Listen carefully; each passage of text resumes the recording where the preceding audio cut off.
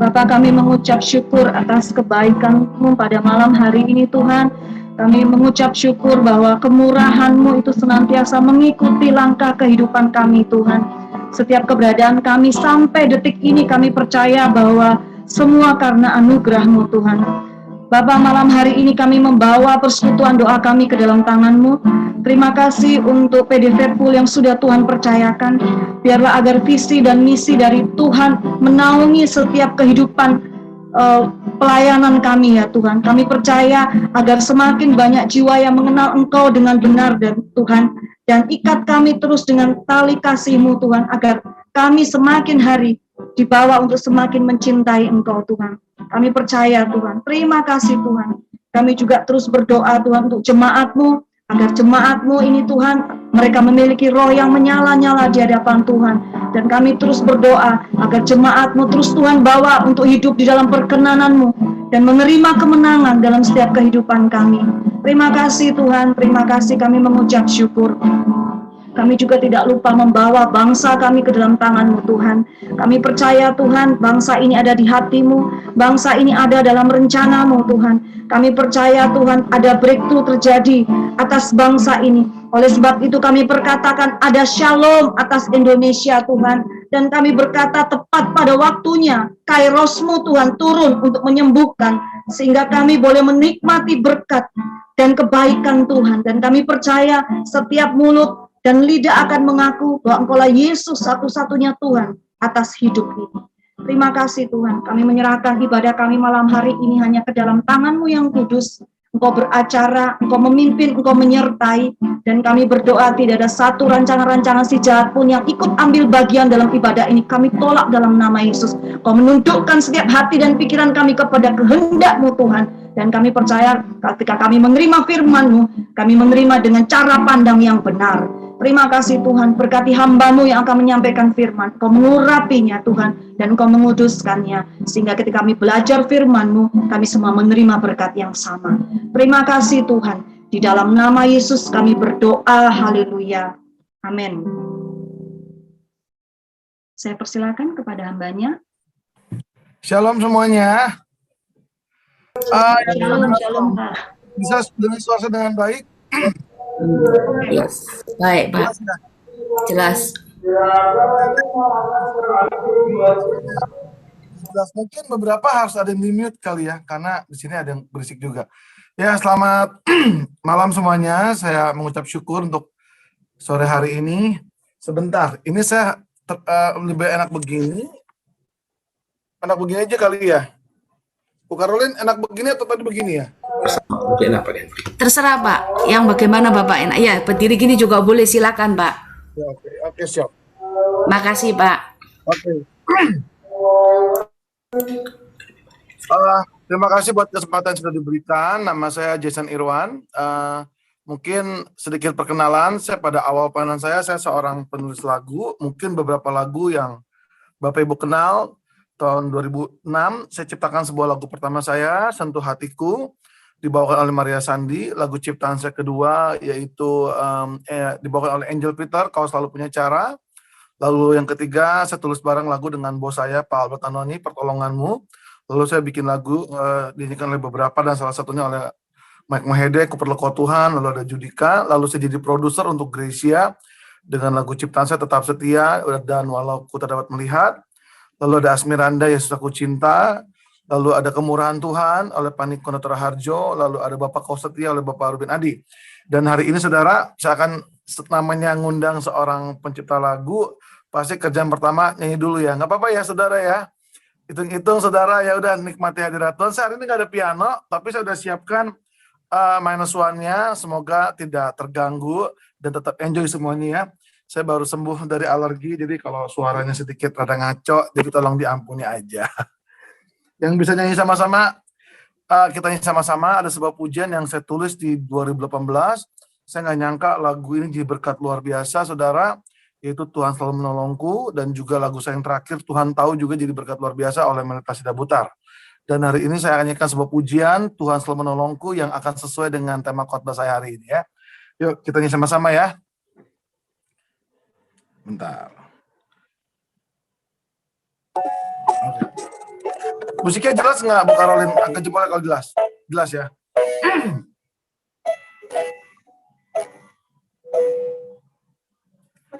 Musim akan selalu berganti, kasih Tuhan tetap abadi, tak akan berubah sampai selamanya. Ku tetap percaya. Yakin Tuhan memberkati. Ku yakin Tuhan melindungi. Bumi udara Tuhan pelihara, karena kasih-Nya. Yuk sama-sama kita naikkan pujian ini. Tuhan selalu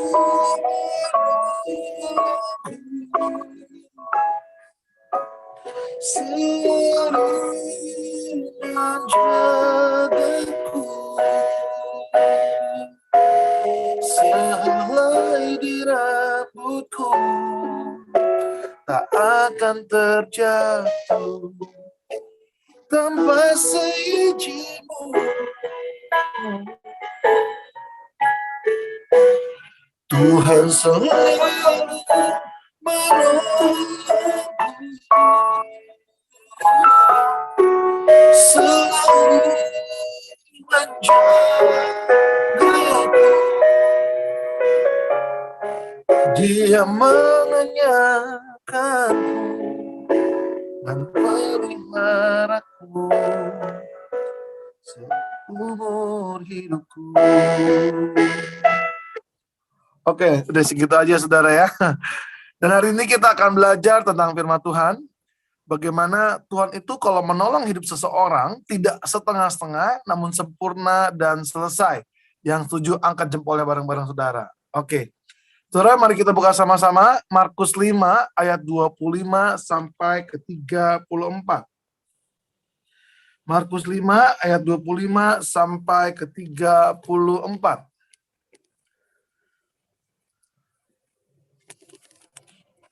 Saya akan bacakan buat saudara semuanya. Adalah di situ seorang perempuan yang sudah 12 tahun lamanya menderita pendarahan. Ia telah berulang-ulang diobati oleh berbagai tabib, sehingga telah dihabiskannya semua yang ada padanya, namun sama sekali tidak ada faedahnya, malah sebaliknya keadaannya makin memburuk. Dia sudah mendengar berita-berita tentang Yesus, maka di tengah-tengah orang banyak itu, ia mendekati Yesus dari belakang dan menjamah jubahnya, sebab katanya, asal ku jamah saja jubahnya, aku akan sembuh. Seketika itu juga berhentilah pendarahannya dan ia merasa bahwa badannya sudah sembuh dari penyakitnya. Pada ketika itu juga Yesus mengetahui bahwa ada tenaga yang keluar dari dirinya, lalu ia berpaling di tengah orang banyak dan bertanya, siapa yang menjamah jubahku? Murid-muridnya menjawab, engkau melihat bagaimana orang-orang ini berdesak-desakan dekatmu dan kau bertanya, siapa yang menjamah aku? Lalu ia memandang sekelilingnya untuk melihat siapa yang telah melakukan hal itu. Perempuan itu yang menjadi takut dan gemetar ketika mengetahui apa yang telah terjadi atas dirinya, tampil dan tersungkur di depan Yesus dan dengan tulus memberitahukan segala sesuatu kepadanya. Maka katanya kepada perempuan itu, hai anakku, imanmu telah menyelamatkan engkau, pergilah dengan selamat dan sembuhlah kamu dari penyakitmu. Saudara, hari ini kita akan belajar bagaimana tentang kebaikan Tuhan. Saudara, kalau berbicara tentang kisah ini, saudara, kita tidak pernah terlepas dari namanya pergumulan hidup. Saudara, kita belajar tentang hidup manusia. Hidup manusia itu ada 3 hal, saudara. Pertama, tubuh. Kedua, jiwa. Ketiga, itu roh. Pertama, tubuh gadis ini mengalami sakit, enggak tanggung-tanggung. Sakitnya 12 tahun pendarahan. Saya kurang paham bagaimana namanya pendarahan. Tapi saudara sebagai seorang wanita, karena di layar saya cuma adanya mukanya Ibu Karolin doang saudara, mungkin Ibu Karolin ini yang lebih paham bagaimana namanya penyakit seorang perempuan. Mungkin kalau zaman sekarang pendarahan seperti ini bisa dikatakan seperti miom kali ya, atau kanker rahim, saya juga kurang paham. Tapi menderitanya saya kurang paham. Tapi yang saya tahu gini, seorang wanita kalau lagi datang bulan, katanya kalau datang bulan nih, kalau belum menikah, hari pertama, hari kedua sakitnya minta ampun. Itu untuk beberapa wanita. Betul nggak Bu Caroline? Yang betul angkat jempolnya ya. Nah, itu baru sakit 2 hari doang dalam sebulan. Tapi kalau perempuan ini mengalami sakit, waduh, 12 tahun pendarahan. Penderitanya luar biasa. Tubuhnya sakit. Yang kedua, jiwanya tertolak. Kenapa saya bilang jiwanya tertolak, saudara? Kalau saudara baca baik-baik kisah ini, gadis ini hidup sendirian. Berarti dengan kata lain, tidak ada yang mau peduli, saudara. Kalau saya mau katakan gini, kalau saudara punya anak gadis hari ini, saudara mungkin anak gadis saudara mengalami pendarahan seperti ini, nggak bakal ada orang yang akan mengucilkan saudara. Mungkin masuk Instagram, mungkin masuk Twitter, atau masuk detik.com dan rame dan heboh dan viral, saudara. Tidak ada netizen yang akan mengecam. Kenapa? Mereka akan kasihan, memberikan solusi, memberikan sebuah doa, saudara. Tapi zaman gadis ini berada, berbeda ceritanya. Kalau seorang gadis pendarahan seperti ini, itu disamakan dengan penyakit kusta, alias penyakit najis, saudara. Saudara bayangkan ya, saya kalau sedikit bermain sinetron, kan yang terkenal kan sinetron Layangan Putus. Pasti yang senyum-senyum pasti tonton coba ini ya. Nah saudara, mungkin saya anggapnya gadis ya, anggap aja saya Anya Geraldine deh. Dan saya ngomong sama papa mama saya, di sini ada Ibu Caroline juga sama suaminya. Saya ngomong gini, Pak, Mah, kunaon, saya ini orang Sunda sih kebiasaan. Kenapa saya ini ya, udah menstruasi 2 minggu teh nggak sembuh-sembuh ya. Lalu kata papa saya gini, udah minum Kiranti belum? Sudah. Berapa botol? 3 botol. Kurang. Cepetan lu ke Alfamart, mumpun ada cashback tuh 60%. Saya borong, udah minum Kiranti. Nggak sembuh-sembuh juga, saudara. Lalu mama saya bilang, coba minum Feminak lu. Lu minum soda sama susu, siapa tahu membantu. Ini ada Panadol Singapura. Saudara nggak kunjung sembuh juga, saudara. Bayangkan betapa takutnya orang tuanya, jangan sampai gara-gara anak gadisnya, satu keluarga dikatakan najis. Makanya gadis ini diusir keluar. Saudara boleh percaya, boleh atau enggak, mungkin tidak tercatat, tapi saya sangat yakin gadis ini mulai mencari perhatian ke kanan ke kirinya, ke lingkungannya, ke teman-temannya, ke sanak saudaranya, mungkin ke bait Allah. Kalau zaman sekarang mungkin udah ke gereja, mungkin cari perhatian ke lingkungan, mungkin cari perhatian ke teman-teman sosialita, tapi tidak ada satupun yang mau peduli, saudara. Makanya dia tuh hidup sendirian, jiwanya tertolak. Yang ketiga, saudara, gadis ini, saudara, roh itu berbicara tentang iman, saudara. Saudara bayangkan ya, bentar.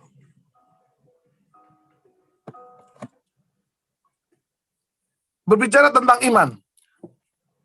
Alkitab berkata, gadis ini udah berusaha ke berbagai tabib, udah berusaha ke berbagai pengobatan. Kalau zaman sekarang mungkin udah, kalau sebelum COVID ya udah ke Singapura, udah ke Pineng, mungkin udah akupuntur, udah mungkin juga kalau kepepet ya ke dukun kali ya, nggak tahu. Tapi enggak kunjung sembuh juga.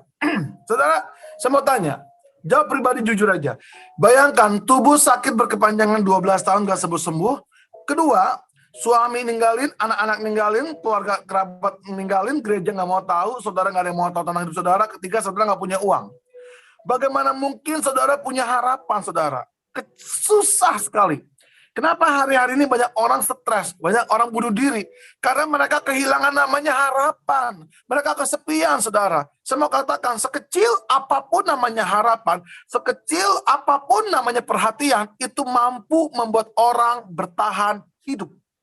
Di tengah-tengah kondisi seakan-akan tidak ada harapan, seakan-akan semua tampak suram, seakan-akan semua tampak gak ada, saudara. Itu cuman seakan-akan, bukannya tidak ada. Berapa banyak dalam hidup kita berkata tidak ada lagi jalan keluar, tidak ada lagi kesembuhan, tidak lagi ada yang perhatian sama kita, seakan-akan Tuhan tinggalin kita. Itulah yang terjadi sama hidup gadis saudara. Semuanya tampak mau hilang.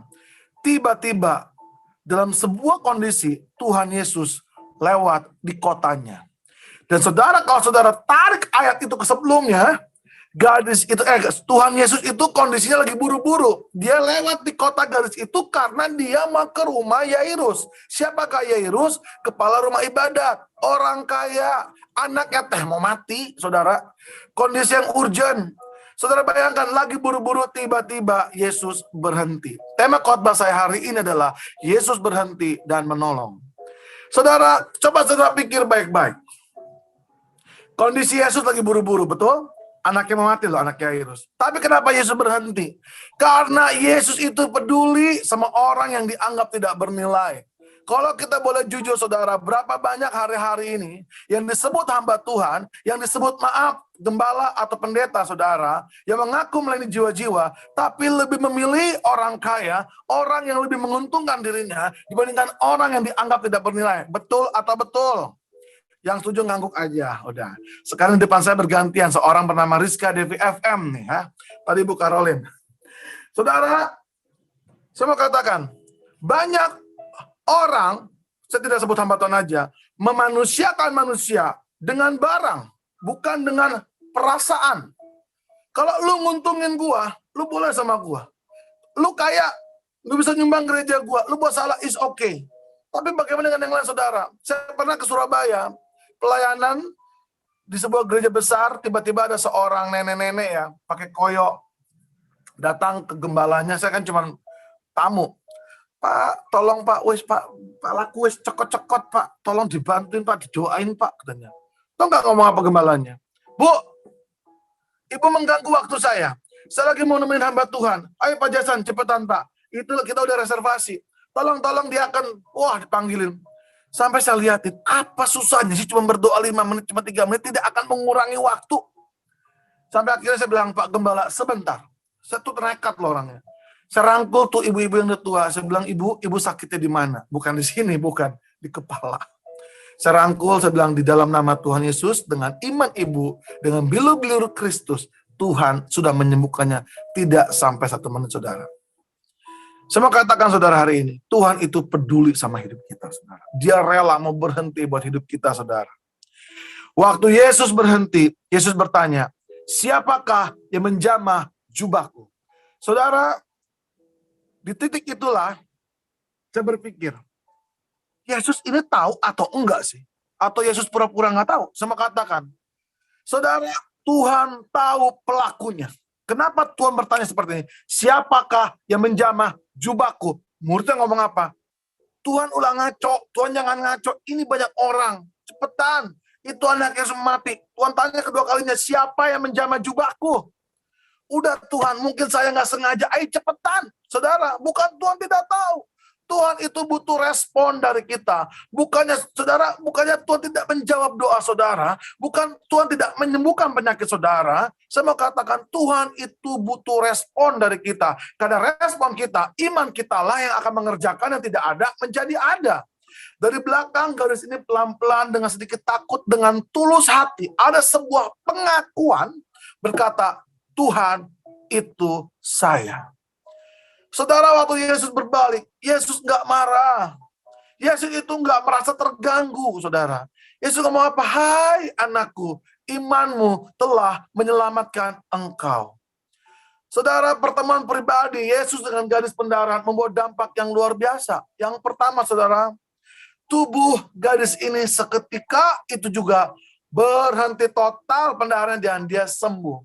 Saudara, kalau Tuhan sudah melakukan mujizat, ketika Tuhan berbelas kasih saudara, percayalah, buat Tuhan cukup satu cara untuk menyembuhin orang. Gak perlu banyak, gak perlu nunggu waktu, cuma tunggu waktunya Tuhan aja. Yang kedua, jiwanya yang tertolak saudara, Tuhan kembalikan, Tuhan pulihkan. Apa buktinya? Tuhan berkata seperti ini, hai anakku. Waktu Yesus berkata, hai anakku, itu sebuah penerimaan kasih Bapa kepada anaknya. Berapa lama gadis ini menunggu perhatian, menunggu kasih. Saudara bayangkan juga berapa lama dia sering dikatakan najis. Atau mungkin dikatakan, kamu gak berharga. Atau mungkin diludahi. Saudara 12 tahun hatinya sakit. Hatinya luka saudara. Tidak ada kasih yang diterima. Semua orang meninggalkan dia. Namun waktu Yesus berkata, hai anakku, dia menerima kasih Bapa yang sempurna.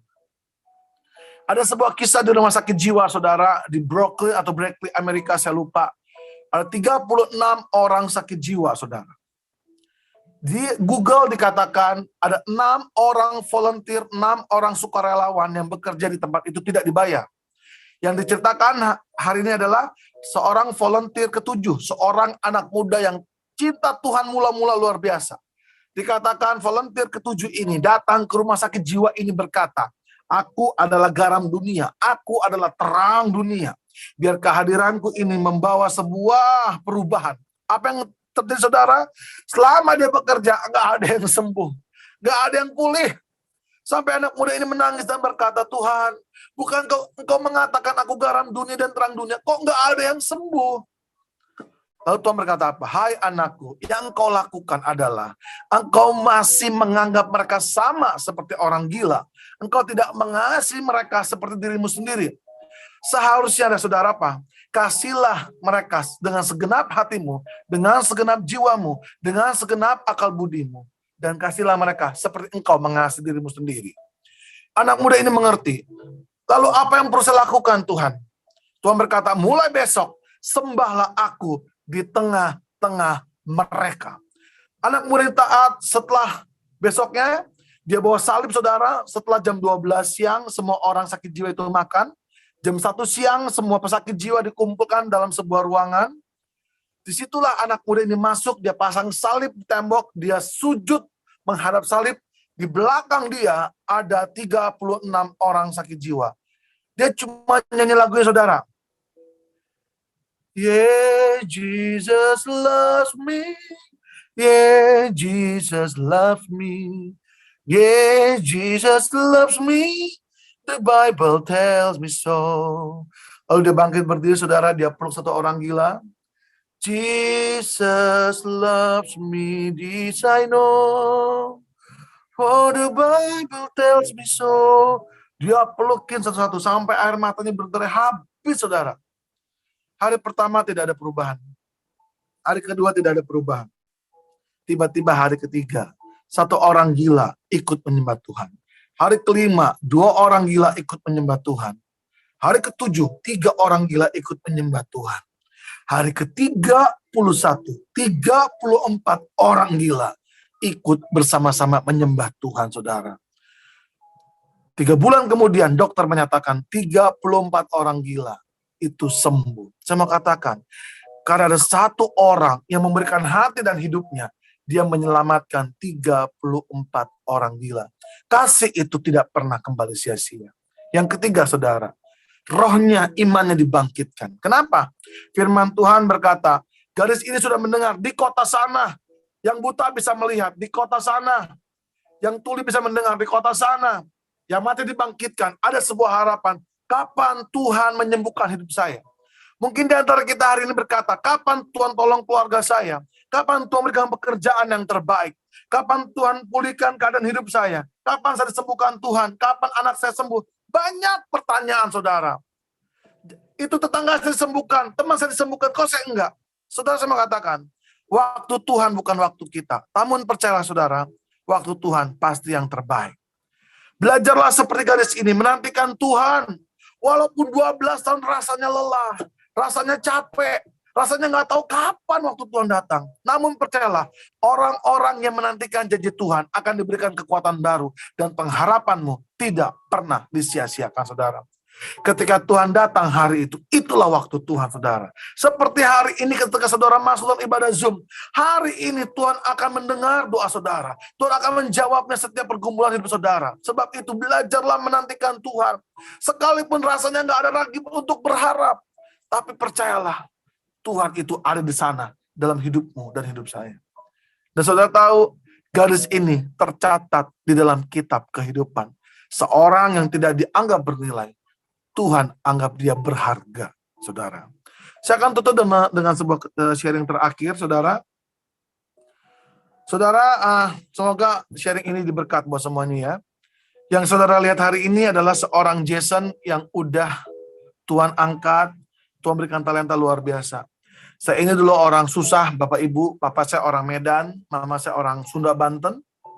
Hidup kami susah banget, saudara. Kami tinggal di Rangkas Bitung. Mungkin yang tahu Rangkas Bitung ya dekat Pandeglang Serang ya. Untungnya 2 SMP saya kenal Tuhan Yesus secara pribadi. Dulu saya nggak punya harapan, otak saya udahlah jaga toko aja. Tapi sejak saya jadi Kristen, pengharapan saya berubah. Harapan saya berubah, saya punya masa depan gitu. Walaupun masih tetap susah. Tuhan kasih talenta saya bisa main piano, bisa ciptain lagu, bisa nyanyi, itu semua karena anugerah Tuhan. Singkat cerita 2006, sekitar ya 15 tahun lalu, saya mulai merintis karir sebagai seorang penyanyi dan penulis lagu. Saudara pikir jadi penyanyi enak ya? Nggak enak, saudara. Kalau saudara tinggal di gereja besar, gampang promosinya. Saya ini tinggal di Rangkas Bitung, kampung, saudara. Saya nggak kenal siapapun di Jakarta. Dengan modal lagu Sentuh Hatiku yang saya bawa untuk keliling pelayanan, saya coba tawarkan ke gereja besar, mereka tolak saya. Saya minta bantuan ke pendeta besar, mereka tolak saya. Saya mau salahkan gereja sama pendeta, nggak bisa. Mereka nggak kenal dengan saya. Singkat cerita, papa saya meninggal dunia bulan Juni 2006. Saudara, hati saya hancur. Kenapa saya sedih? Dari 4 bersaudara laki-laki, saya anak laki-laki pertama, saya merasa kok saya belum bisa bahagiakan papa saya. Papa saya dari di Medan masih susah hidupnya, nikah dengan mama saya di Rangkas Bitung masih susah, meninggal pun masih susah. Meninggalkan hutang bank dari tahun 83 nggak pernah lunas, meninggalkan hutang mobil dan rumah yang harus ditanggung oleh mama saya. Sampai akhirnya saya cuma punya lutut, saudara. Makanya saudara, saya mau kasih tahu, kalau saudara punya masalah, cari Tuhan. Nih kita punya lutut untuk berdoa, saudara. Saya bilang gini, Tuhan, masakah engkau tidak perhatikan keluarga saya? Masakah engkau tidak perhatikan hamba-Mu ini menjadi seorang hamba Tuhan? Tuhan tolong keluarga ini, jadikan saya Yusuf bagi keluarga ini. Akhirnya ada sebuah kejadian 2007, saudara. Saya nggak pernah lupa. Tapi itu terburuk, tapi juga terbaik. Sebuah gereja besar di Surabaya dengan jemaat 10.000, 6 kali ibadah, diizinkan untuk saya promosi album. Jason datang aja ke gereja kita 6 kali ibadah, 10.000 jemaat, kamu bawa CD untuk dijual. Tapi sorry yang ada uang tiket, PK, dan hotel. Nggak apa-apa, Ci. Saya datang ke Juanda hari itu Surabaya dengan pemain piano saya bawa 700 CD. Tapi tiba-tiba sudah tahu, di bandara saya di-cancel. Ada sebuah SMS di handphone ngomong gini, maaf pelayanan Anda kami batalkan. Saya datang hari Sabtu dengan tiket Lion Air, saya cuma bisa nangis. Saya ke wartel, warung telekomunikasi, saya telepon nama saya, tolong cari pinjam uang lagi mah, saya harus pulang malam ini. Saya nggak tahu mau ngapain di Surabaya, saya nggak punya teman sama sekali. Pontang-panting, mama saya udah hidupnya susah, jadi janda, dapat pinjaman uang, dia transfer ke ATM saya, dan saya beli tiket baru mahal, saudara. Karena tiket saya hari Senin pulang itu tiket promo, nggak bisa. Sepanjang perjalanan di pesawat, saya cuma liatin langit, saya ngomong gini, Tuhan, kok ada ya gereja tega, gembala tega, sebelum tampil, kok udah ditolak begini. Udahlah, saya mau berhenti jadi hamba Tuhan. Saya mau berhenti nulis lagu. Saya mau berhenti gak mau nyanyi lagi. Saudara tahu, Tuhan itu ingat. Tuhan itu lihat. Jangan pernah berpikir dalam hidup saudara, Tuhan gak ingat doa saudara. Jangan pernah berpikir, Tuhan tidak lihat pergumulan saudara. Tuhan tahu. Cuman sabar masalahnya. Saya cuma nangis di pesawat, dan Tuhan ngomong gini di hati saya. Jason, ada seorang ibu yang setiap malam berdoa buat kamu anaknya. Doa yang tidak pernah berhenti dalam air mata. Dia percaya kamu jadi anak berhasil. Dan aku Tuhan Allahmu yang sudah memanggil engkau menjadi hambaku. Tidak ada satupun kuasa yang sanggup menggagalkan rencanaku dalam hidupmu. Bagianmu adalah percaya. Menjadi orang percaya untuk hal yang sulit gak mudah. Tapi saya belajar untuk percaya. Sekalipun saya nggak tahu bagaimana di depan saudara. Saya mulai pulang ke Jakarta, saya rubah pelayanan saya lupakan hamba Tuhan besar, saya lupakan gereja besar, saya mulai setia pada perkara-perkara kecil. Makanya, setiap diundang Zoom, mau jumlahnya berapapun, saya akan terima saudara. Karena pelayanan saya bukan ditentukan seberapa besar PK yang saya terima. Bukan seberapa besar yang hadir. Tapi apa yang saya bisa bawa untuk hidup saudara, yaitu apa? Tuhan sudah menolong hidup saya luar biasa. Saudara, akhirnya Tuhan ingat kesetiaan hidup saya, makanya Bapak Ibu teman-teman setialah pada perkara kecil. Sekalipun itu rasanya enggak apa ya cuma kecil, tapi itu penting di mata Tuhan, itu adalah sebuah proses. 24 November tahun 2007, Tuhan ingat. Tiba-tiba lagu Saya Sentuh Hatiku diambil oleh RCTI. Saudara pikir saya kenal dengan baik dengan Pak Haritano dan Ibu Liliana? Saya nggak kenal. Tapi Tuhan bisa pakai loh orang lain untuk berkati hidup saya. Sama. Tuhan bisa siapkan malaikat-malaikat di luar sana untuk tolong saudara. Apa yang saudara nggak pernah pikir, apa yang saudara nggak pernah dengar, Tuhan sediain semuanya. Cara Tuhan bukan cara kita, cara Tuhan pasti yang terbaik. Pas ulang tahun mama saya lagu Sentuh Hatiku, tiba-tiba muncul saudara. Pas dia lagi makan siang, makan pete saya ingat waktu itu. Muncul, Bapa sentuh hati. Saudara, hati ibu mana sih yang gak terharu lihat lagu anaknya masuk TV. Dia nangis, itu hari ulang tahun dia loh. Dia telepon saya kan panggilan saya di rumah Akun ya. Akun lo masuk TV. Saya sebenarnya udah tahu, cuma saya gak nyangka keluarnya tuh pas ulang tahun mama saya. Saya cuma seorang ibu yang bahagia. Seorang ibu yang setiap hari berdoa. Sampai dia bilang sama saya, setiap malam mama doain kamu katanya. Di dalam kesakitan, di dalam kesusahan, mama gak pernah berhenti berdoa. Anak mama pasti tolong oleh Tuhan. Saudara, saya juga gak pernah menyangka lagu itu di tahun 2008 jadi berkat luar biasa, dan tabungan saya ingat cuma 500.000 lebih ya. Tiba-tiba saya merasa banyak orang cari saya, perusahaan rekaman cari saya, minta izin lagu, RBT, nada sambung semuanya, provider, Telkomsel, Friend, M3 Mentari cari saya. Saya tahu musim yang begitu panas di masa lampau. Dalam satu kali Tuhan bekerja, Tuhan membuatkan hujan berkat luar biasa, saudara. Ingat anak-anak muda di Zoom ini ya, atau siapapun yang orang tuanya masih hidup. Kalau engkau diberkati, jangan lupa sama orang tua. 2008, saya datang bulan Juni 2008, saya hampiri mama saya bilang, Mam, saya udah cukup banyak berkat, saya udah punya cukup uang. Mama mau hadiah apa sih dari saya? Mama saya kan menjadi seorang ibu ya, semua ibu juga mentalnya sama lah. Udahlah, uangnya buat kamu aja. Kebahagiaan mama lihat anak mama bahagia, hidup baik, diberkati, udah lebih dari cukup. Saya bilang, Mam, gak usah lebay, minta aja, susah amat sih bilang gitu. Akhirnya dengan ya namanya ibu kan gampang nangis ya, ngomongin ya udah kalau lu paksa mama minta mobil, darah Yesus, darah gak tanggung-tanggung dia minta mobil. Saya bilang kenapa mama minta mobil? Saudara, saya sedih tuh. Dia ngomong gini, mama bosan naik truk sama kenek sama ketek, bau-bau banget katanya. Tapi mama gak punya duit, mobil dari mana? Mama kapan punya mobil ada AC-nya? Aduh saudara, sampai sedih hati saya. Saya bilang, Mam, di bawah itu ada mobil, Mam. Saya beliin Avanza terbaru, double blower. Mama habisin pereonnya gini, gak apa-apa, Mam. Saya kasih kunci mobilnya, ini atas nama Mama, ya, buat Mama. Yang kedua, rumah saya tuh gak layak tinggal, Bapak Ibu. Belakang kuburan, depan kuburan, belakang kuburan, kiri kuburan, udah bagus, gak pernah ketemu kuntilanak sama pocong ngesot, saudara. Hal yang kedua, tanpa sepengetahuan dia, saya belikan dia sebuah rumah di pinggir jalan yang jauh lebih layak 500 meter. Dan saya bangunkan dengan baik, dan saya juga berikan dia 2 buah ruko, saudara. Kenapa? Karena saya sadar, namanya kita melayani sering terbang, namanya jatuh pesawat atau meninggal dalam pelayanan, saya nggak pernah tahu. Atau mungkin saya menikah, saya punya istri yang nggak baik, saya nggak pernah tahu. Tapi minimal saya bisa kasih peninggalan buat hidup dia kalau saya kenapa-napa, saudara. Yang ketiga, hari itu, saudara, saya peluk mama saya, karena saya ini orang Chinese ya. Orang Chinese dulu kan susah peluk anak, ngomongin apapun juga kayaknya kaku gitu. Tapi setelah lakukan tindakan kasih, saya peluk mama saya minta maaf. Kenapa saya minta maaf, Bapak Ibu? Seberapa banyak di masa lampau kita sering menyakiti orang tua kita. Itu sebuah respon yang baik buat hidup dari hidup saya. Saya bilang, Mam, sorry ya, dulu sering marah-marah, ngatain mama itu gak bisa bayar uang sekolah 3 bulan, 6 bulan, sampai malu sama teman-teman. Saya sering komplain kenapa makan dengan tempe, tahu lagi, tempe lagi, tahu lagi, ikan asin, sampai bosan, telur dadar lagi. Kapan bisa makan daging setiap hari? Yang terakhir, saudara, saya gak pernah lupa. Saya pernah tusuk dia dengan sebuah kata-kata yang gak pantas. Saya nyesel loh, Ma. Lahir di rahim mama sebagai anak orang miskin. Saya nyesel, Ma. Gak seperti teman-teman saya tinggal minta duit sama orang tua langsung dikasih. Saya ini harus jualan es keliling, es kebo, saudara. Es teh manis dikasih plastik, jualan keliling cuma gopek perak. Mama kok setega itu sih, Ma? Dia cuma nangis, nunduk. Saya ingat besoknya dia jam 5 pagi keluar hujan-hujanan dengan pakaian, dia pakai jaket, pakai motor jeleknya, dia cari pinjaman uang dalam hujan-hujanan. Saya nggak tahu dia sedang demam tinggi. Dan saudara tahu, itulah ibu ya, saudara, namanya mama akan mati-matian buat anaknya. Jam 7 malam, dia pulang, membawa satu kantong plastik kecil, isi 1 potong dada ayam, dan beberapa lembar uang ribuan.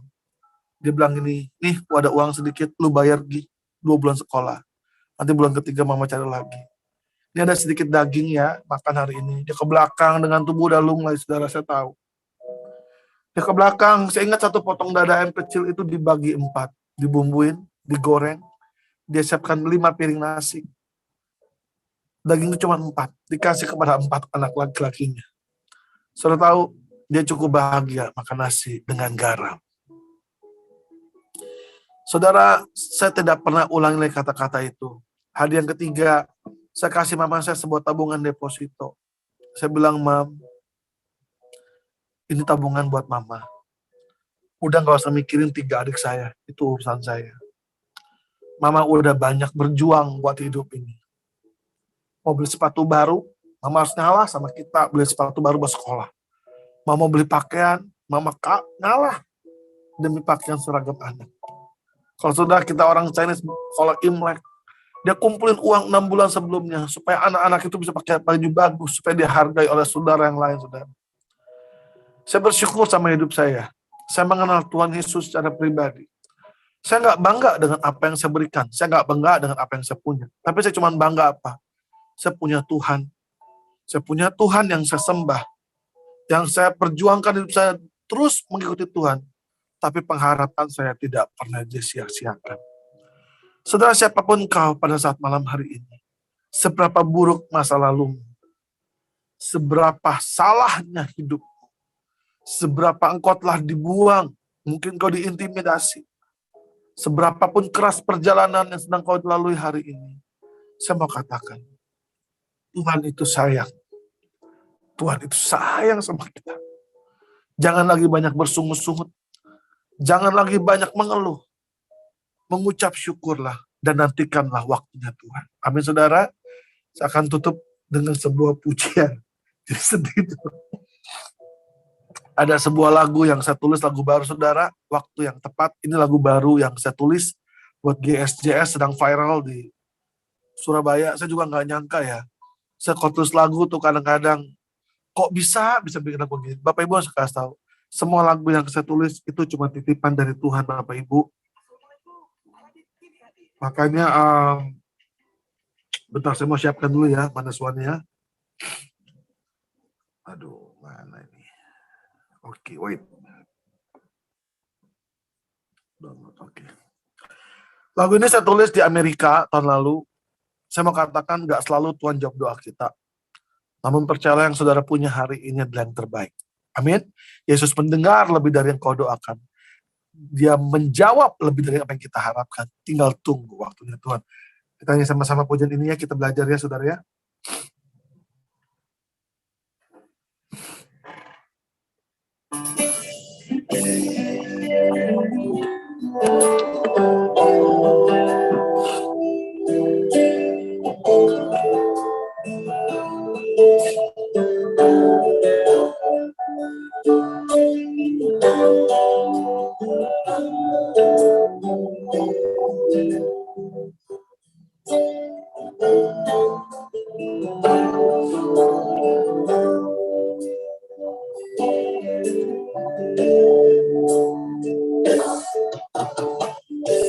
Tak selalu Tuhan menjawab doa, namun Dia beri yang terbaik di waktu yang tepat. Izinkanlah Tuhan untuk bekerja, yang mustahil menjadi mungkin oleh karena percaya. Yesus mendengar lebih dari yang ku doakan. Yesus menjawab lebih dari yang ku harapkan. Dengan caranya di waktu yang tepat. Dia jadikan semua.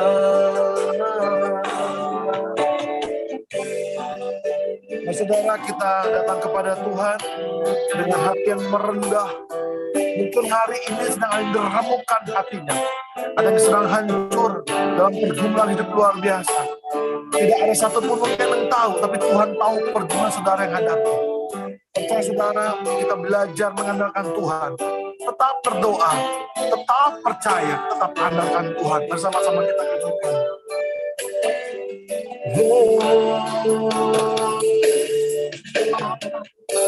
Tak selalu Tuhan menjawab doa, namun Dia beri yang terbaik di waktu yang tepat. Izinkanlah Tuhan untuk bekerja, yang mustahil menjadi mungkin oleh karena percaya. Yesus mendengar lebih dari yang ku doakan. Yesus menjawab lebih dari yang ku harapkan. Dengan caranya di waktu yang tepat. Amin. Ku kan melihat Dia jadikan semua. Sama-sama kita angkat tangan kita dan dengan hati percaya, Yesus mendengar lebih dari yang ku doakan. Yesus menjawab lebih dari yang ku harapkan. Dengan caranya di waktu yang tepat, ku kan melihat Dia jadikan semua. Ku kan melihat Tuhan jadikan semua. Mari kita berdoa. Tuhan, terima kasih buat malam hari ini. Engkau memberkati semua yang hadir. Tuhan berkati setiap apapun yang mereka dengar menjadi rema atas kehidupan mereka. Kami percaya Tuhan, dan kami sembah Tuhan yang mengerti, Tuhan yang peduli, Tuhan yang mengerjakan melampaui apa yang kami pikirkan, apa yang kami harapkan. Sebab itu Tuhan, kami akan selalu belajar semakin hari untuk lebih mengenal apa yang Tuhan mau kerjakan hidup kami, lebih bersyukur lagi dengan apapun yang kami terima meskipun keadaan kami tidak baik. Sebab kami percaya Tuhan, Yesus itu selalu akan berhenti untuk menolong. Kapan waktunya? Kami percaya waktumu pasti yang terbaik. Tuhan berkati seluruh jemaat hari ini Tuhan, apapun yang sedang mereka kerjakan Tuhan buat berhasil. Mereka yang sedang sakit Tuhan sembuhkan, mereka yang berbeban berat mereka Tuhan berikan kelegaan, dan Tuhan berikan jalan keluar atas kehidupan mereka. Sekali lagi saya mau katakan, semua yang hari ini hadir adalah orang yang berharga, dan Tuhan hidup di hati kita semuanya. Yang percaya sama-sama katakan, amin.